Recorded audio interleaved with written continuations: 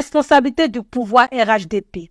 Il faut noter d'emblée qu'aucun pouvoir politique n'est à l'abri des faits de malversation financière. Cependant, c'est l'attitude et l'aptitude de désapprouver ces fléaux, puis de les combattre qui distinguent les régimes à fort potentiel de transparence, donc vertueux, des régimes qui semblent s'accommoder de ces calamités, voire les encourager par une passivité coupable. Au vu du rythme effréné des scandales financiers et des montants astronomiques en jeu, l'on peut affirmer sans embâche que le régime RHDP a opté pour un système de gouvernance à la périphérie de la légalité, de la morale et de la vertu dans la gestion des affaires publiques. La corruption est omniprésente et menace directement la stabilité du pays. Corruption, un fléau.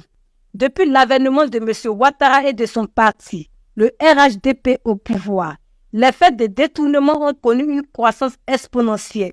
Tous les corps d'État sont touchés, et ce, malgré l'existence de divers outils législatifs censés réprimer ces pratiques. Plus alarmant encore, ces pratiques illégales se sont enracinées dans l'ensemble du corps social. Les rapports de nombreuses organisations internationales montrent à quel point cette concupiscence des acteurs du service public est devenue un cancer qui ronge notre société. Selon l'ONG Transparency International, la Côte d'Ivoire est classée 87e sur 180 pays en 2023 en matière de perception de la corruption. GPS considère que ce fléau n'est plus seulement présent dans l'administration ivoirienne, mais qu'il est désormais endémique. Les secteurs les plus touchés incluent la défense, la sécurité, la santé, l'administration du territoire, la construction, le foncier, l'éducation et la formation. Plus inquiétant encore, l'égalité des citoyens devant le concours de recrutement à la fonction publique a été rompue. Aujourd'hui, ceux disposant de gros moyens financiers et ceux ayant un entourage haut placé peuvent espérer réussir ces concours.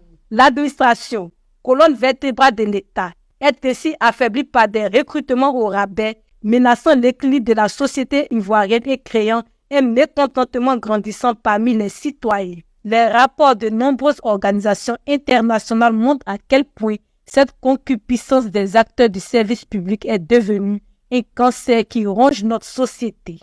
Conséquences sociales et économiques. L'impact social de la corruption est également visible. Incapables de faire face à cette situation, de nombreux jeunes Ivoiriens choisissent la voie de l'immigration clandestine, bravant la mort en mer ou dans le désert pour tenter d'échapper à la misère. Le drame de Lampedusa en Italie est le triste reflet de cette désespérance.